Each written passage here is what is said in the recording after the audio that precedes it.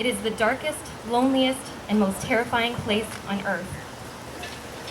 And it's a place that no mother ever wants to see herself in. I suffered similarly to Lisa after the birth of both my children. I went through some critical or crippling anxiety with after they were born. So in a sense I can really relate. But more importantly, just to offer some support to the family and to let people know that I do understand, and there's a lot of people who live with this daily and have struggled, and that it shouldn't be stigmatized. And sadly, I think it sometimes comes to things like this to get people talking and to bring people together.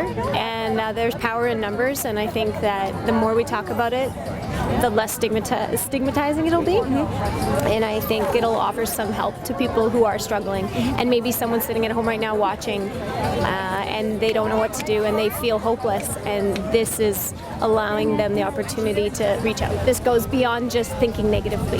It is a huge impact having children and the adjustments and the physical changes, and there's something to be said for that. And it's a real illness. It's like cancer or any other physical illness. I think that they haven't been judgmental because she didn't survive. There's a big distinction there. I think when women do survive and they've harmed their children, I think we go into punish mode. And we go into, you need to pay for what you did.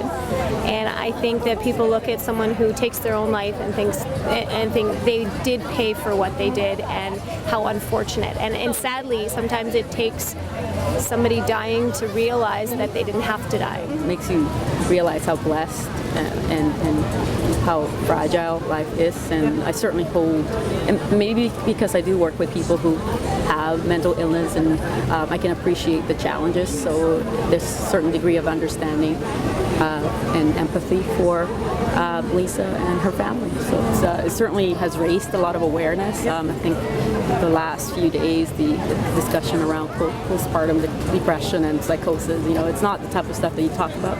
It's out there, and, keeping it in the closet and not, pretending to be strong when there's a lot going on. Yeah.